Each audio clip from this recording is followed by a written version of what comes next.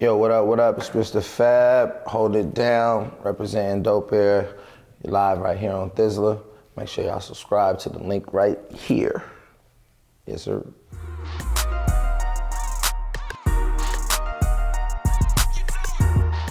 Words create worlds.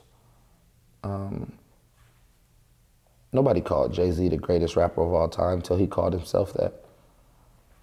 Nobody called Wayne the greatest rapper since the greatest rapper retired until he called himself that. Words create worlds. You can actually project what you want the world to perceive you as. I go around and every day somebody says, "What's up, Mistah F.A.B?" I'm Stanley. But I created these words to make them create that world and how they see me. So you go out and claim it. You put it out there.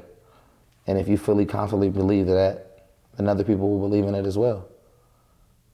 And you'll be like, yo, just crazy stuff. Like you go anywhere, you look at what, from the bass god to, it's like, yo, bass god, we love you, bass god, bass god.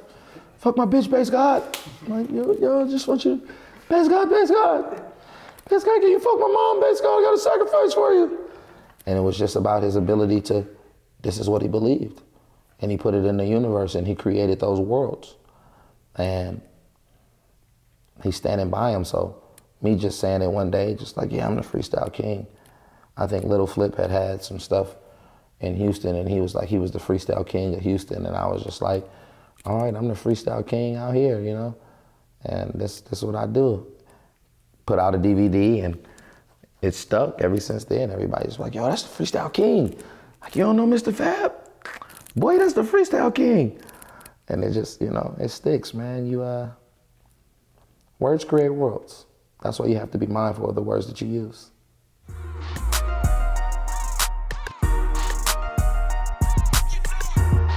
Nowadays, it's very similar because it's practice. It's a lot of rehearsed things. Like early freestyling was just freestyle. We talk about the topics, we talk about the speakers, we talk about everything in here. Those were the times, Mike and I and freestyle fellowships and Juice and one of the greatest freestyles ever, Supernatural. All of these other guys that I watched, that I grew like, damn, these dudes, is ill, Chino XL and so many different other people that come from those times. Still today, you see traces of it. A few people do it, the King Los and other people that may not have, the names that people recognize like that, but they still freestyle.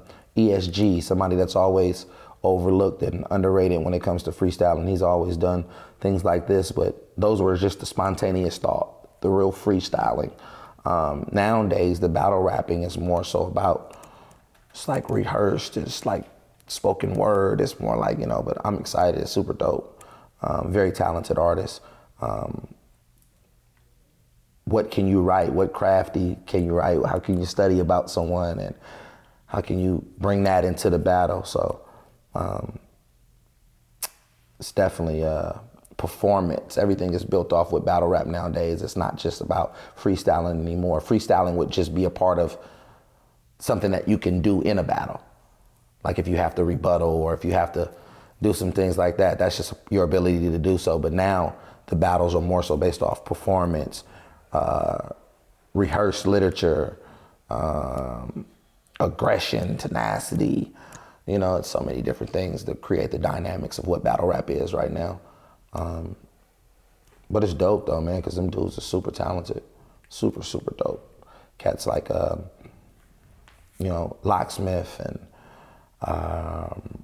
Arsenal and Charlie Clips, Hitman Holla, Murder Moog, all of these guys that's popping in the battle rap world. For those that are familiar with the battle rap world, those names that I said, you're very recognizable, but to those that don't, you should look up performing arts, and battle rap should be up there because they're super talented.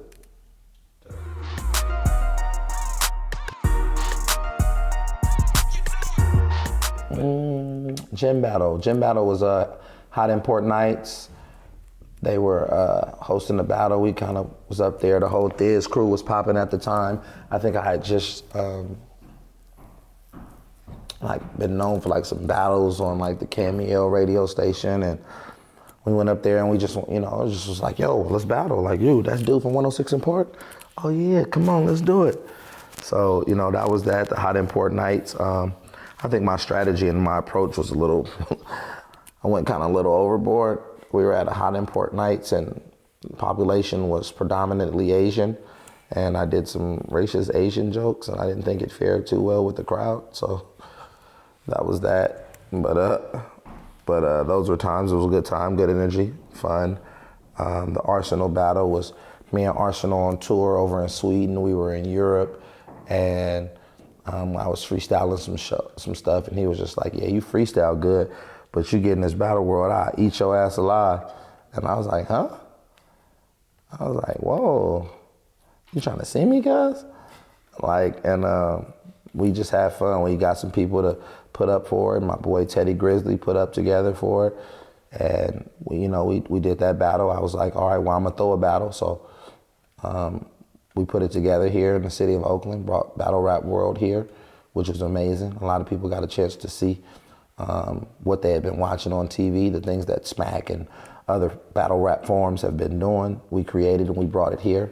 And that was dope. Ars was just like, yo, I wanna be able to be me though, man, but I know niggas in Oakland be kind of on their other shit, so I don't wanna just, I'm like, bro, do your thing, bro, get off your bars, do your thing. And man, he came out, he's vicious, man. He does what Arsenal does. And it was cool though. I think it was dope for the energy and the entertainment side of things. And it was a nice, pretty bag for us. Got a nice bag, and to me, it was just one of the things that I could do. Battle rap was cool. So just many of the different faces of Stanley.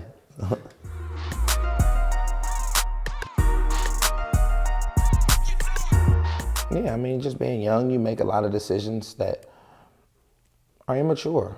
And when you pop in, you feel like you're on top of the world. And you say certain things. You're not mindful of those that you offend. You're not mindful of those that you slight. You don't have media training coming from the streets. There's no entertainment etiquette or guideline to follow and abide by. So just being young and, you may say things and you have to be mindful of who you offend, who you slight, what it is that when you represent. You don't know how loud your mic is until you say something that offends someone in a place that you never thought you were reaching. And it's all about growing up. So whatever has happened, and the proper term is burying the hatchet. And burying that births the new inspiration, the chance of saying, it's not about who was right or wrong. It's about who continues to move forward. And let's move forward. Moving forward in 2018, the connection it's fruitful. There's an open pipeline of communication. Von and I talk frequently. The whole staff over at Cameo and local radio. And it's just something that you have to go through. Till he is given, must is tested. And you'll be tested. You want to be in position. You want to be the man. You want to sit at that top seat. These are things that you have to endure. You have to endure being banned from radio for 10 years, being dropped from record labels, being the butt of everybody's blame for something not going right. And being an influence, you must realize that fault and responsibility. It may not be your fault, but those of people that will hold you responsible for it. It's tough, but heavy is the head of he who wears the crown.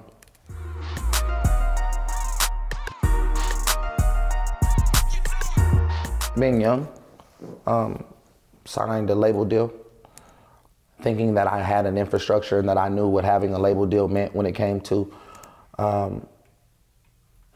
being business. In the Bay Area, we all feel like we're independent and we have these sub-labels and everybody's an independent artist and everybody has their own label, but in actuality, that's just a name. You're not fully functioning as a label. You're not running anything as a business would run it. There's no infrastructure. There's no structure at all. It's just you and your homeboy or you and your couple folks that represent something, but the paperwork is rarely ever valid, and anything else is like, it is what it is. So here I am, I'm signing with this corporate label and this major billion-dollar company, and I'm going in there signing a label deal as if I have a functioning label, and it's just me and Stretch at the time. So you make mistakes. You want to move the way that you move, and in that world, respectively, you can't do that because they're willing to invest millions of dollars into you. And if you're just some young dude who just want to be spoiled or just move when you want to move, they like, man, we ain't finna deal with this. So it was a few discrepancies about what music should be put out and what should be done, and we ain't listen. So, you live and you learn.